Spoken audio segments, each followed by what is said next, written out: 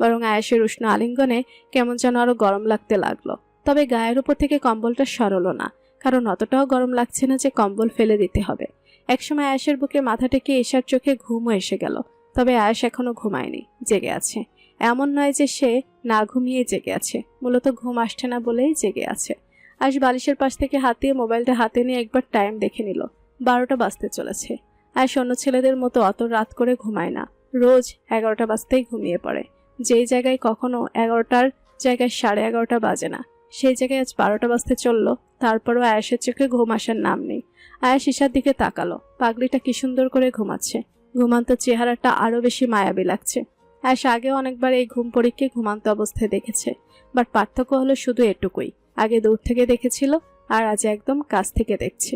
এতটাই কাছ থেকে যে এই ঘুম পরীটার প্রত্যেকটা উষ্ণ নিঃশ্বাস আয়েশের বুকে আশ্রে পড়ছে, ঠিক সমুদ্রের ঢেউয়ের মতো। সমুদ্রের ঢেউগুলো তীরে আশ্রে পড়লে তীর যেমন এক ফসলা তৃপ্তি পায়, আয়েশও ঠিক তেমনি ভাবে ঈশার উষ্ণ নিঃশ্বাসগুলো নিজের বুকে আশ্রে পড়তে দেখে এক ফসলা তৃপ্তি অনুভব করছে। ঈশার ঘুমন্ত মায়াবী চেহারাটির দিকে তাকিয়ে থাকতে থাকতে কখন যে আয়েশ ঘুমিয়ে পড়েছে সে নিজেও বুঝতে পারল না। পরদিন সকালবেলা আয়েশ ড্রেসিং টেবিলের আয়নার সামনে দাঁড়িয়ে নিজেকে অফিস যাওয়ার জন্য পরিপাটি করছে, আর একটু পরপর বিছানায় ঘুমিয়ে থাকা ঈশার দিকে তাকাচ্ছে। আয়েশ শার্টের হাতা ঠিক করে গায়ে ব্লেজার জড়াতে জড়াতে নিজ মনেই আওড়ালো, কি ঘুম ঘুমাচ্ছে দেখো, ওঠার নাম পর্যন্ত নেই। আর উনি নাকি আমার কিছু প্রয়োজন হবে বলে আমার সাথে ছিল। কথাগুলো বিড়বিড় করতে করতে আয়েশ ব্লেজার গায়ে জড়িয়ে নিজেকে একদম ফিট করে নিল। তারপর মাথার চুলগুলো একবার চিরুনি করে নিয়ে ঈশার খাটের পাশে গিয়ে দাঁড়ালো। কিছু সময় ঈশার ঘুমান্ত চেহারাটির দিকে তাকিয়ে থেকে এবার ঈশাকে ডাক দিল, ঈশা, ঈশা, হ্যাঁ ঈশা ওঠ, আরে উঠ না রে বাবা, আর কত পড়ে পড়ে ঘুমাবি? ঈশা, আরে এবার তো উঠ, সবাই খাবার টেবিলে ওয়েট করছে বোধ হয়। ঈশা গভীর ঘুমে মগ্ন ছিল, কিন্তু এত ডাকাডাকির পর কি আর চোখে ঘুম থাকে? ঘুম কেন, ঘুমের 14 গোষ্ঠীর সহ উড়ে যাবে। ঈশার ক্ষেত্রেও ঠিক তাই হয়েছে। আয়েশের এমন জোরে জোরে ডাকাডাকিতে ঈশার ঘুম ভেঙে ঘুমের বংশ সহ উড়ে গেছে। তবে এমন গভীর ঘুম থেকে ডাকলে কি আর চোখ খুলতে ইচ্ছে করে? ঈশারও ইচ্ছে করলো না, তাই চোখ বন্ধ করেই রেখেছে এখনো। ঈশা, হ্যাঁ ঈশা। কি হয়েছে, এমন ষাঁড়ের মতো চিল্লাচ্ছিস কেন? বাড়িতে কি ডাকাত পড়েছে নাকি? ও, ম্যাডামের তাহলে ঘুম ভাঙলো। আমি তো ভাবলাম আজ আর সারাদিন উঠবি না, এভাবেই পড়ে পড়ে ঘুমাবি। ছোটো মা নাকি আরও ওকে রেখে গিয়েছিল আমার কিছু লাগবে কিনা দেখতে। যে ঘুমালে খবর থাকে না সে কিনা আমার খেয়াল রাখবে, ভাবা যায়? আয়েশের এতগুলো কথা শুনে ঈশা চোখ খুলল না, বরং আগের মতো চোখ বন্ধ করে রেখেই বলল, তোর কি ডায়রিয়া হয়েছিল নাকি যে আমি তোকে বদনা ভর্তি করে দেওয়ার জন্য না ঘুমিয়ে বসে থাকবো? আমার কি আর খেয়ে দে কাজ নেই? ঘুমের মধ্যে কি বকছিস? মাথায় আছে? উঠ জলদি, নয়তো এক্ষুনি গিয়ে পানির বালতি নিয়ে আসবো। এতক্ষণ ঈশা শুয়ে শুয়ে চোখ বন্ধ করে কথা বলল, বালতি শব্দটা যেন এখন টনিকের মতো কাজ করলো। পানির বালতির কথা শুনে ঈশা লাফিয়ে উঠে বসলো, কারণ সে জানে যদি আয়েশের কথা মতো এখনই না উঠে তাহলে সত্যি সত্যি আয়েশ পানির বালতি নিয়ে এসে ওর গায়ের উপর ঢেলে দিবে। ঈশার এখনো মনে আছে গত বছর শীতের দিনের কথা। গত বছর এমনই একদিন শীতে ঈশা উঠতে চাইছিল না বলে আয়েশ ঠান্ডা বরফের মতো এক বালতি পানি নিয়ে এসে ঈশার গায়ের উপর ঢেলে দিয়েছিল। ঈশার সেদিনের দৃশ্যটা এখনো চোখের সামনে ভেসে উঠতে ঈশা গলা উঁচিয়ে বলে উঠল, এই না না ভাইয়া, পানির বালতি নিয়ে আসিস না, আমি উঠে গেছি আর এক্ষুনি ফ্রেশও হয়ে নিব। বলে ঈশা বিছানা থেকে নেমে আয়েশকে পাশ কাটিয়ে চলে যাচ্ছিল, কিন্তু যাওয়ার হলো কই। তার আগেই আয়েশ পেছন থেকে ঈশার এক হাত টেনে ধরেছে। আয়েশের এমন হাত ধরে ফেলাতে ঈশার ঢের বিরক্ত হলো। বিরক্তিকর চাহনি নিয়ে একবার হাতের দিকে তাকিয়ে আবারও আয়েশার দিকে তাকিয়ে বলল, কি হয়েছে আবার? হাত ধরেছিস কেন? 1 মিনিট, তুই কি এখন আবার আমার হাত ধরে হিরোদের মতো আধ ঘন্টা তাকিয়ে থাকবি নাকি? যদি এমন ভাবিস তাহলে তোর ভাবনায় 1 বালতি জল পড়লো, কারণ আমার তোর দিকে তাকিয়ে থাকার মতো সময় এখন নেই। কলেজের জন্য রেডি হতে হবে তো। তোর কেন মনে হলো যে এখন আমি তোর দিকে তাকিয়ে থাকবো বলে তোর হাত ধরেছি? তুই কোথাকার কোন নায়িকা যে আমি আধ ঘন্টা ধরে তোর দিকে তাকিয়ে থাকবো? নিজের চেহারাটা কখনো আয়নায় দেখেছিস? হ্যাঁ হ্যাঁ, সে দেখেছি অনেকবার। আর এটাও জানি যে আমি দেখতে মাশাআল্লাহ। যেখানে আমি জানি আমি সুন্দর সেখানে নতুন করে দেখার কি আছে? তুই জানিস কলেজের কত ছেলে আমার জন্য পাগল। আচ্ছা এখন বাদ দে এসব, তোকে এসব বলেই বা আমি টাইম ওয়েস্ট করব কেন? এখন এইটা বল যে আমার হাত ধরেছিস কেন? তোর এইসব আজাইরা কথা শুনবো বলে যত সব। আমি হাত ধরেছি তার কারণ হলো তুই বোধহয় ভুলে গিয়েছিস আমার দেওয়া শর্তের কথা। তাই তো সেই তখন থেকে সব ভুলে তুই তুই করে যাচ্ছিস। ব্যাস এটুকুই স্মরণ করিয়ে দেওয়ার জন্য ধরেছি তোর এই মহামূল্যবান হাতটা। নে, ছেড়ে দিলাম তোর হাত। এবার তুই বিদায় হ আমার রুম থেকে। বলেই আয়াস ঈশার হাত ছেড়ে দিল। আমারও তো রুমে বসে থাকার শখ নেই, যাচ্ছি আমি। এই বলে ভেঙচি কেটে ঈশা চলে গেল আয়াসের রুম থেকে। ঈশা চলে যেতেই আয়াস বাঁকা হাসলো। সত্যি পাগলিটাকে রাগাতে আয়াসের বেশ লাগে, আর পাগলিটা যখন প্রচন্ড রেগে গিয়ে গাল ফুলিয়ে বসে থাকে তখন আয়াসের বেশ লাগে। তাই তো কথায় কথায় পাগলিটাকে রাগিয়ে দিয়ে আবার সেই রাগটা আদর করে ভাঙিয়ে দিয়ে নিজের অতৃপ্ত মনকে তৃপ্তি দেয়। একটু পর সবাই ডাইনিং এসে বসলো। আয়াসকে ফর্মাল ড্রেসে দেখে মা আর ছোট মা দুজনেই অবাক হলো। আয়াস অফিস যাবে। রুকসানা বেগম আর আনিশা বেগম টেবিলে নাস্তা সাজাচ্ছিলেন। আয়াসকে অফিস ড্রেসে দেখে রুকসানা বেগম বেখেয়ালি হয়ে বলেই ফেললেন, এ কি আয়াস, তুই অফিসে যাচ্ছিস? রুকসানা বেগমের কথা শুনে রাহান মাহমুদ আর হাসান মাহমুদ দুজনে অদ্ভুতভাবে তাকালেন রুকসানা বেগমের দিকে। আয়াস অফিসে যাবে না তো কোথায় যাবে? তুমি এমন রিয়াক্ট করছো কেন যেন আয়াস আগে কখনো অফিসে যায়নি? ভাসুরের কথায় আনিশা বেগম আগ বাড়িয়ে তৎক্ষণাৎ বলে উঠলেন, তেমন কিছু না ভাইজান, আসলে আয়াসের আজ একটু ঈশার কলেজে যাওয়া দরকার ছিল, তাই ভাবি আয়াসকে ফর্মাল ড্রেসে দেখে এমন রিয়াক্ট করেছে, তাই না ভাবি? হ্যাঁ হ্যাঁ। কেন, ঈশার কলেজে কি কোনো প্রবলেম হয়েছে? ঈশা মা, কলেজে কি কিছু হয়েছে? তোর কোনো প্রবলেম হয়েছে হলে বড় আব্বুকে বল। রায়হান মাহমুদের কথা শুনে ঈশা তো অবাক হয়ে একবার বড় আব্বুর দিকে তাকাচ্ছে তো আরেকবার বড় আম্মুর দিকে তাকাচ্ছে। কি বলবে এখন সে? আয়াসকে ওর কলেজ যেতে হবে আর ও নিজেই জানে না সেটা। আর যেখানে ও নিজেই জানে না কলেজে আজ আয়াসকে যেতে হবে, সেখানে আম্মু আর বড় আম্মু কি করে জানলো? আচ্ছা, বাসায় কোনো স্যারটার কল করেনি তো আবার? আল্লাহই জানে ওর বিরুদ্ধে কোনো স্যার কোনো নালিশ দিয়ে বসেছে। ঈশা অতশত ভাবতে ভাবতে হঠাৎ মায়ের দিকে চোখ যেতেই মা যেন চোখের ইশারায় কিছু একটা বুঝালো ওকে। ঈশার বুঝতে দেরি হলো না আম্মু আর বড় আম্মু কেন আয়াসকে ওর কলেজে যেতে হবে বলছে। হয়তো জ্বরের শরীর নিয়ে অফিস পাঠাতে চাইছে না বলেই দুই যা মিলে এমন মিথ্যা প্ল্যান সাজিয়েছে। ঈশার নীরবতার মাঝখানে রায়হান মাহমুদ আবারও বলে উঠলেন, মিথ্যা প্ল্যান সাজিয়েছে। ঈশার নীরবতার মাঝখানে রায়হান মাহমুদ আবারও বলে উঠলেন, যেহেতু কিরে মা, চুপ করে আছিস কেন? বল, তোর কলেজে কি কোনো প্রবলেম হয়েছে? যদি প্রবলেম হয়ে থাকে তাহলে আয়াসের যেতে হবে না, বড় আব্বু নিচে গিয়ে প্রিন্সিপালের সাথে কথা বলবো। আমাকে বল কি হয়েছে? আরে না বড় আব্বু, তেমন কিছু হয়নি, তোমাকে যেতে হবে না। আয়াস ভাইয়া গেলেই চলবে। ওই আসলে আমি কিছু নোটস কালেক্ট করতে পারিনি গত 1 মাসের। নোটসগুলো ছেলেদের কাছ থেকে কালেক্ট করতে হবে বলে, তাই বড় আম্মুকে বলেছি যেন ভাইয়াকে একটু বলে আমার সাথে কলেজে যাওয়ার জন্য। ও, এই ব্যাপার। আচ্ছা ঠিক আছে, আয়াস তোর সাথে গিয়ে সব নোটস কালেক্ট করে দিবে, তুই একদম টেনশন করিস না। আয়াস, তুই আজই গিয়ে আমার মেয়েকে সব নোটস কালেক্ট করে দিবি। দরকার হলে আজ তুই আর অফিসে আসিস না, তারপরেও সব নোটস কালেক্ট হওয়া চাই। Got it? যেহেতু মা আর ছোট মা মিলে সব বলেই দিয়েছে, সাথে ঈশাও নিজের ঢোলটা পিটিয়ে দিয়েছে, সেহেতু আয়েশের আর বলারই বা কি আছে, তাই বাবার কথায় সম্মতি জানালো। জি বাবা, তবে আজ যে আমাকে একটা মিটিং করার কথা বলেছিলে তুমি, সেটার কি হবে? সেটা নিয়ে তুই টেনশন করিস না, ওটা আমি আর হাসান সামলে নিব। ওকে, ফাইন। কিন্তু ভাইজান, মিটিংটা আমাদের থেকে আয়াস বেশি হ্যান্ডেল করতে পারতো না? ঈশার নোটসগুলো তো অন্যদিনও নেওয়া যাবে, বাট ক্লায়েন্ট তো মিটিংয়ের জন্য বারবার আসবে না, তাই বলছিলাম যে। হাসান, তুইও না? ঈশার থেকে আমাদের মিটিং আর ক্লায়েন্ট বড় হলো নাকি? আর তুই কি ভুলে গিয়েছিস ঈশার সামনে first year final exam? Notes collect না করলে এক্সাম দিবে কি করে? ঈশার জন্য যদি দরকার পড়ে এরকম কয়েকটা মিটিং আমি ক্যান্সেল করতে রাজি আছি, তুই এসব নিয়ে ভাবিস না। এখন তাড়াতাড়ি খাওয়া শেষ কর, বের হতে হবে আমাদের। ওই মিটিংটা করার আগে রহমান ইন্ডাস্ট্রির সাথে একটা কনফারেন্স মিটিং আছে, যেটা খুবই ইম্পর্টেন্ট। হাসান মাহমুদ বরাবরই ভাইয়ের আনুগত্য, আর তাই উনি কখনো ভাইয়ের মুখের উপর কথা বলেন না। এখনও বরাবরের থেকে ব্যতিক্রম কিছু হলো না। ভাইয়ের কথার উপর হাসান মাহমুদ আর একটা টু শব্দও করলেন না। অল্প সময় অতিবাহিত হতেই রায়হান মাহমুদ আর হাসান মাহমুদ দুজনেই খাওয়া শেষ করে বেরিয়ে গেলেন। বাবার চাচুকে মেইন দরজা অতিক্রম করে বেরিয়ে যেতে দেখেই আয়াস এবার বলে উঠল, বাহ, তোমরা তিনজনে মিলে যেই ফাটাফাটি অ্যাক্টিংটা করলে। আর ঈশা, ও হাও, তুই তো একেবারে ফাটিয়ে দিয়েছিস। তোর তো অস্কার পাওয়া উচিত রে, কত ভালো অভিনয় করলি ভাবা যায়। যদি পারতাম আমি এক্ষুনি অস্কারটা নিয়ে এসে তোর হাতে ধরিয়ে দিতাম। বাট তোর হাতে এটা মানাবে না, তাই দিচ্ছি না। আমার লাগবে না তোর এই অস্কার। আমি তো জাস্ট বড় আম্মুর কথা ভেবে অ্যাক্টিং করলাম, নয়তো তোর জন্য কে মিথ্যে বলবে? আমি তো মোটেও বলবো না। ব্যাস, তোদের শুরু হয়ে গেল আবার। এখন ছাড় এসব। ঈশা, তাড়াতাড়ি খেয়ে কলেজে যা। আর আয়াস, তোর আজ কোথাও যেতে হবে না বাবা, তুই বরং রুমে গিয়ে রেস্ট নে।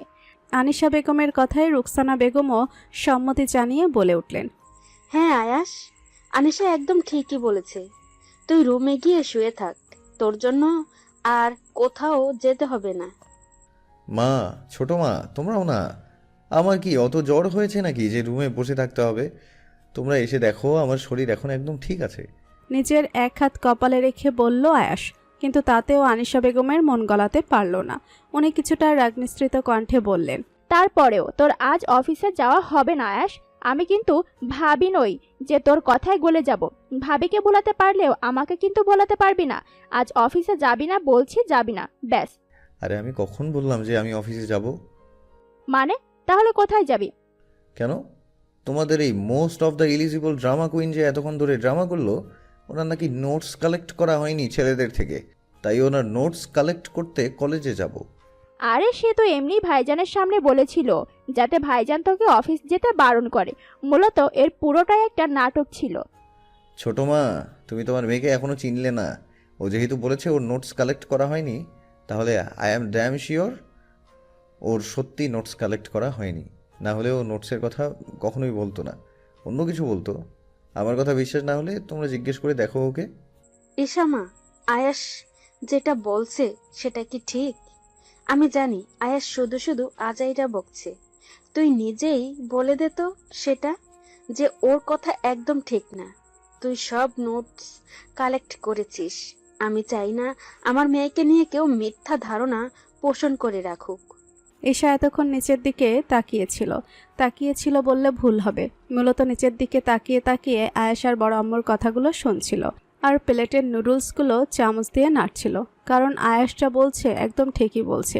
ঈশা সত্যিই গত একটা মাসের নোটস কালেক্ট করেনি, আর সেটাও ছেলেদের কাছ থেকে নোটস কালেক্ট করতে হবে বলে। কারণ আয়েশের করা আদেশ ঈশা যেন কলেজের কোনো ছেলের সাথে কথা না বলে, এমনকি কোনো নোটসও যেন না নেয়। তবে আয়েশ ভালো করেই জানতো ও বললে সেটা ঈশা কখনোই শুনবে না, বরং জিদ করে আরও বেশি ছেলেদের সাথে কথা বলবে। তাই আয়েশ বুদ্ধি করে ছোটো মাকে দিয়ে অর্ডারটা জারি করেছে। কারণ আর যাই হোক, ঈশা মায়ের কথা কখনো অমান্য করতে পারে না, মাকে জমের মতো ভয় পায় কি না। রুকসানা বেগমের প্রশ্ন শুনে ঈশা মুখটা কাচুমাচু করে চোখ দুটো ছোট ছোট করে তাকালো বড় আম্মুর দিকে। তারপর করুণ কণ্ঠে বলল, বড় আম্মু, মানে আসলে হয়েছে কি? ব্যাস, ঈশার আমতা আমতা করা দেখে রুকসানা বেগমের বুঝতে দেরি হলো না যে আয়েশের কথাই ঠিক। ঈশা সত্যি সত্যি গত এক মাসের কোনো নোটস কালেক্ট করেনি। ঈশামা, তার মানে তুই সত্যি নোটস কালেক্ট করিসনি? ঈশা মুখটা কাচুমাচু করে বলল, হ্যাঁ বড় আম্মু, আসলে নোটসগুলো ছেলেদের থেকে কালেক্ট করতে হবে তো তাই। আমি জানতাম আয়াসের কথাই ঠিক হবে। দেখলে ভাবি, তুমি শুধু শুধু আয়াসকে ভুল প্রমাণ করার চেষ্টা করলে। এখন ঈশাই কিন্তু ভুল প্রমাণ হলো, দেখলে তো? ছোট মার কথায় এবার আয়েশও তাল মেলালো। একদম ঠিক বলেছো ছোট মা।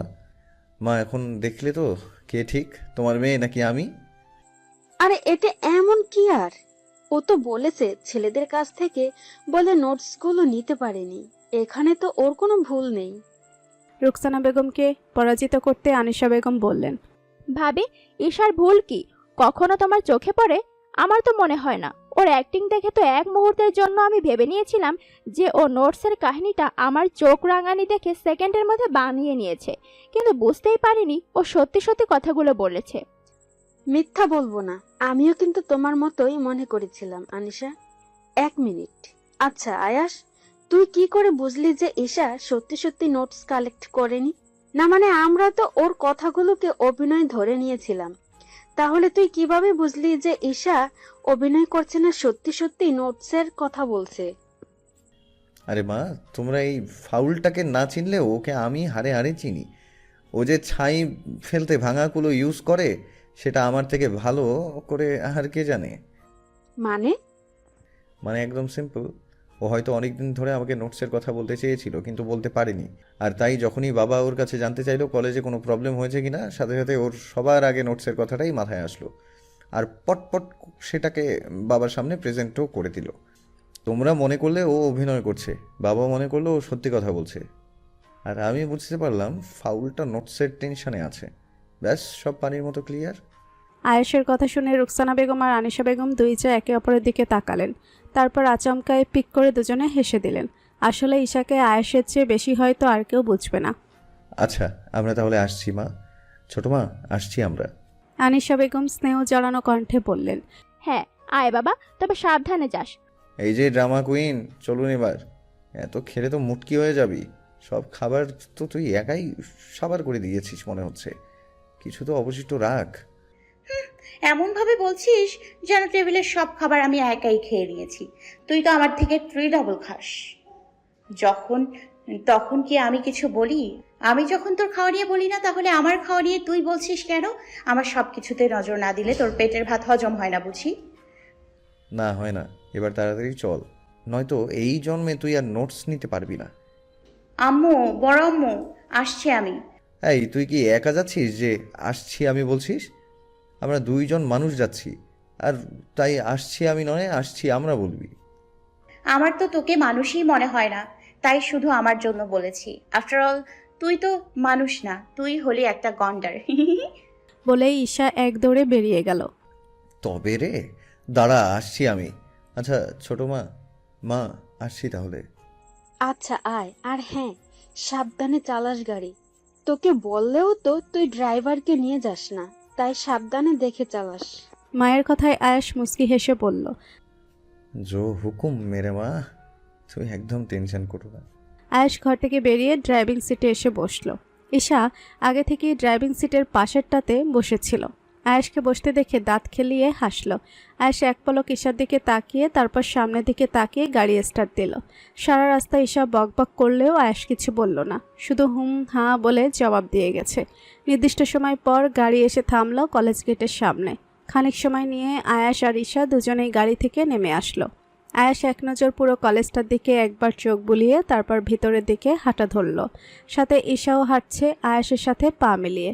এই সময় ঢের ছেলে মেয়েদের আনাগোনা, এই ক্লাস টাইম হবে বলে। তবে ক্লাস টাইম হতে এখনও 45 মিনিট বাকি। আয়েশ এই কলেজেরই স্টুডেন্ট, আর ও যেহেতু কলেজের টপার ছিল, অর্থাৎ মোস্ট ইন্টেলিজেন্ট ছিল, তাই এখানকার সব স্যাররা আর কিছু পুরাতন স্টুডেন্টরাও আয়েশকে চিনে। বিশেষ করে সিনিয়র ছেলেরাই বেশি চেনে আয়েশকে। আর তার কারণ হচ্ছে আয়েশ স্টাডিতে যেমন টপার ছিল, ঠিক তেমনি কলেজের ভিপিও ছিল। আর সেই সুবাদে আয়েশের এই কলেজে বেশ নামডাক, সবাই বেশ সম্মান করে এখনো পর্যন্ত ওকে। কারণ একটাই, আয়েশ কখনো কোনো খারাপ কাজ করেনি কলেজে, সেটা কলেজের ভিপি হওয়া সত্ত্বেও।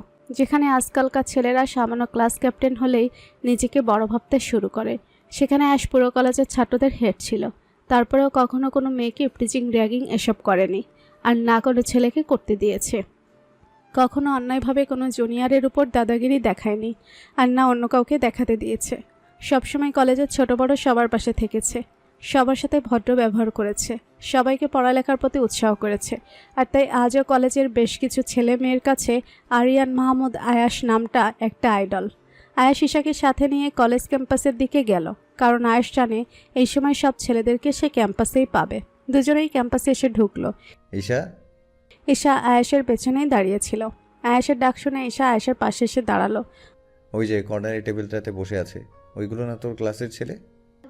তুমি তো চিনোই আমার ক্লাসের ছেলেদের, তারপরেও আমার থেকে জিজ্ঞেস করছো কেন? বকবক করার স্বভাবটা আর গেল না তোর। বলে আয়েশ ছেলেগুলোর দিকে এগিয়ে গেল। ছেলেগুলোর কাছে গিয়ে ওই টেবিলের একটা চেয়ার টেনে ওদের সামনে বসে পড়ল। ঈশার ক্লাসের প্রতিটা ছেলে মেয়েই আগে থেকে চেনে আয়েশ যে ঈশার ভাই সেটা, আর ওর ক্লাসের ছেলেরা বরাবরই আয়েশকে ভয় পায়, আর মেয়েরা বরাবরই আয়েশের উপর ক্রাশ খায়। বরাবরের মতো আজও তাই হলো। আয়েশকে ওদের সামনের চেয়ারে বসতে দেখে সেখানে বসে থাকা সবাই একসাথে দাঁড়িয়ে গেল। এটা দেখে আয়েশ হাসলো। আরে দাঁড়িয়ে গেলে কেন তোমরা সবাই? বসো বসো। ছেলেগুলো সবাই একে অপরের দিকে চাওয়াচাই করে আস্তে আস্তে আবারও নিজেদের চেয়ারে বসে পড়ল। তবে ভিতরে ভিতরে বেশ ভয় পেয়ে আছে সবাই, কারণ ওরা জানে আয়েশ এখানে আসা মানে নিশ্চয়ই মারাত্মক কিছু, নিশ্চয়ই ঈশাকে কেউ কিছু বলেছে। কেননা আয়েশ ঈশার কোনো প্রবলেম না হলে কলেজের সচরাচর আসে না। আয়েশ এসেছে মানে কেউ না কেউ ঈশাকে কোনো রকম টিস করেছে, কিন্তু ওরা তো কেউ কিছু বলেনি ঈশাকে। ইনফ্যাক্ট আয়েশের ভয়ে ওরা ঈশার সাথে কোনো কথাও বলে না। তাহলে কিছু বলা তো দূরের কথা। তবে এমন নয় যে আয়াশকে দেখতে রাগী রাগী মনে হয় বলে ঈশার ক্লাসের ছেলেরা ওকে ভয় পায়। আয়াশ অত্যন্ত গুড বিহেভিয়ার সম্পন্ন একজন ব্যক্তি, যার কারণেও যতই রাগী হোক বাইরে থেকে কখনোই বোঝা যায় না যে সে রাগী। আবার এমনও নয় যে আয়াশ ঈশার ক্লাসের ছেলেদেরকে ঈশার সাথে কথা বলতে কড়াভাবে বারণ করেছে, বরং আয়াশকে ঈশার ক্লাসের ছেলেদের ভয় পাওয়ার মেইন কারণ হচ্ছে ঈশা। কেননা ঈশার ক্লাসের একটা ছেলে একদিন ওর সাথে কথা বলতে চেয়েছিল বলে ক্লাসের সব ছেলেগুলোকে সেদিন ডেকে বলেছিল, প্লিজ দেখো, তোমরা সবাই আমার ভাইয়ের মতো, প্লিজ তোমাদের ভালোর জন্য আমি একটা কথা বলছি, দয়া করে তোমরা কেউ আমার সাথে অতিরিক্ত ভাব জমাতে কিংবা কথা বলতে এসো না। আবার ভেবো না যে আমি অহংকারী কিংবা দেমাগী। আসলে কথাটা এই জন্য বলছি যে আমি তোমাদের কারোর ক্ষতি চাই না। তোমরা তো ভালো করেই চেনো আমার ভাইকে, আমার বড় আব্বুর ছেলেকে। ও চায় না আমি কোনো ছেলের সাথে কথা বলি, আর আমার আম্মুও চায় না সেটা। আর আমি জানি আমি তোমাদের সাথে কথা বলি কিংবা তোমরা আমার সাথে কথা বলো, দোষটা কিন্তু তোমাদের ওপরেই পড়বে। আর তোমরা জানোই ভাইয়া কেমন। সিনিয়র ভাইদের থেকে নিশ্চয়ই শুনেছো ভাইয়া সম্পর্কে, যেমনটা আমি শুনেছি। তাই প্লিজ তোমরা যদি নিজেদের ভালো চাও তাহলে আমার সাথে কথা বলতে এসো না। দয়া করে আমাকে ভুল বুঝো না কেউ। তোমাদের সবার ভালো চাই বলেই আমি এমনটা বলছি। আই হোপ তোমরা আমার কথাটা রাখবে। সেদিনের পর থেকে ঈশার ক্লাসের কোনো ছেলে আর ঈশার সাথে কথা বলে না। তবে ঈশার প্রতি কারো খারাপ ধারণাও জন্মায়নি, বরং ঈশা ওদেরকে আয়াসের ব্যাপারে সতর্ক করে দিয়েছে বলে সবাই ঈশাকে থ্যাঙ্ক জানিয়েছিল আর বলেছিল যদি কখনো কোনো বিপদে পড়ে তাহলে এই ভাইগুলোকে সবসময় তার পাশে পাবে। এমন নয় যে ঈশাকে সবাই বোনের দৃষ্টিতে দেখত, বরং ওর ক্লাসের বেশিরভাগ ছেলেই ওকে ভালোবাসত। কিন্তু ঈশার কথাগুলো শুনে তারা ভালোবাসার মানুষের স্থান ত্যাগ করে ভাইয়ের স্থান দখল করেছে। এর কারণ একটাই, ঈশার কথাগুলো শুনে ওদের বুঝতে 1 মিনিটও সময় লাগেনি যে আয়াস ঈশাকে ভালোবাসে। কেননা আয়াস যে অহংকারী নয় সেটা ঈশার ক্লাসের সবাই জানে।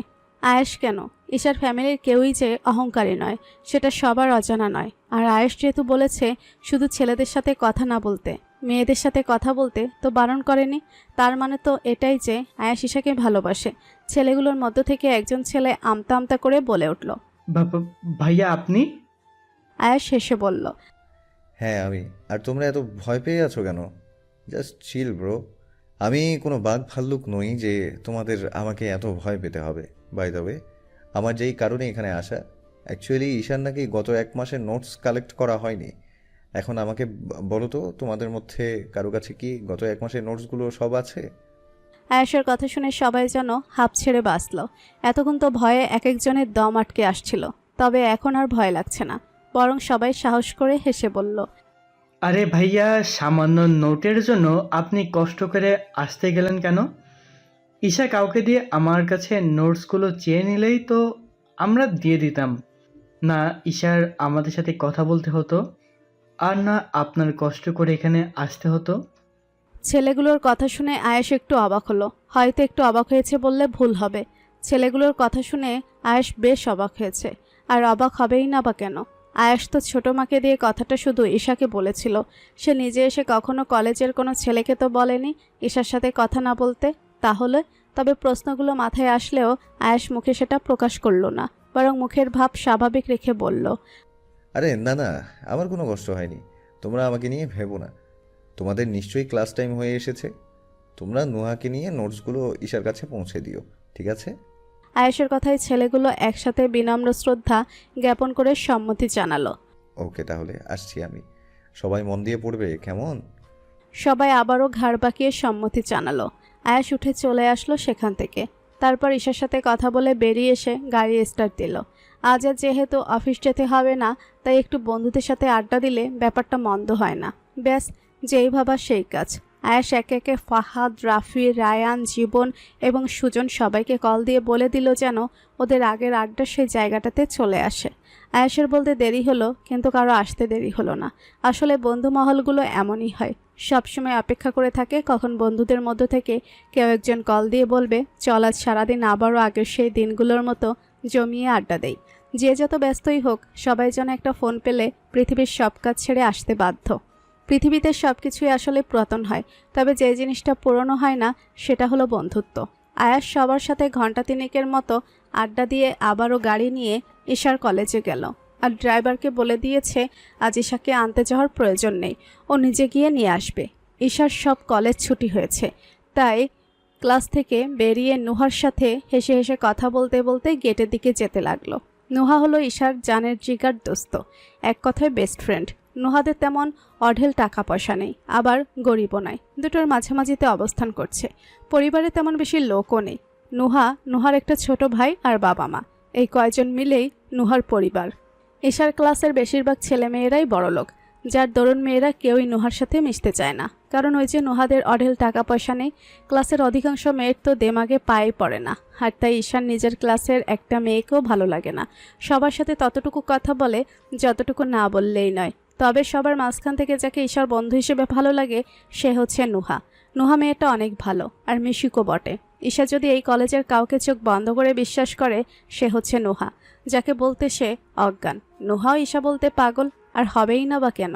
যেখানে আজকালকার মডার্ন দুনিয়াতে মানুষ বড়লোকদের দেখলেই শুধু কথা বলে, সেখানে নুহার মতো মধ্যবিত্ত ঘরের একটা মেয়ের সাথে ঈশা বন্ধুত্ব করেছে, এটাই বা কয়জন করে?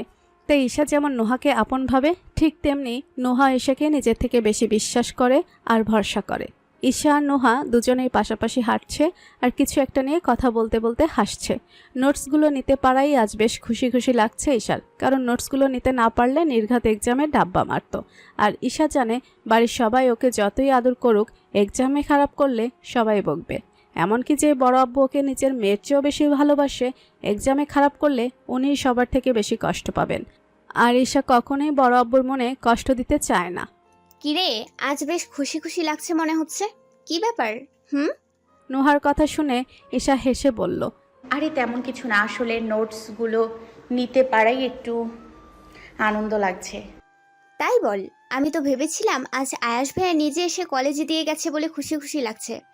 আচ্ছা, বাই এনি চান্স আমার কাছে আসল কথাটা বলতে চাইছিস না তো? আরে তুইও যে কী সব বলিস না, তেমন কিছুই না। ঈশা, তোকে একটা কথা জিজ্ঞেস করব? না মানে তুই যদি কিছু মনে না করিস তো। একটা থাপ্পড় দিব। তুই আবার আমার কাছে অনুমতি নিয়ে কথা বলতে শুরু করলি কবে থেকে? ধরে নে আজ থেকে। ফাজলামু না করে বল, কি বলবি? তুই কি আয়াস ভাইয়াকে ভালোবাসিস? হ্যাঁ বাসি তো। আয়াস ভাইয়া আমার বড় ভাই হয়, আর বোন হিসেবে ভাইয়াকে তো ভালোবাসাই উচিত। ঈশা, আমি কিন্তু মজা করছি না, একদম সিরিয়াসলি বলছি। আর আশা বলল তুইও আমাকে সিরিয়াসলি উত্তর দিবি। সাথে সাথে ঈশা হাঁটা থামিয়ে দিয়ে দাঁড়িয়ে গেল। ঈশাকে দাঁড়িয়ে পড়তে দেখে নুহাও থেমে গেল, তবে মুখে প্রশ্নের উত্তর জানা সে অধীর আগ্রহটা রেখেই তাকিয়ে রইল ঈশার মুখ পানে। ঈশা অবাক কণ্ঠে বলল,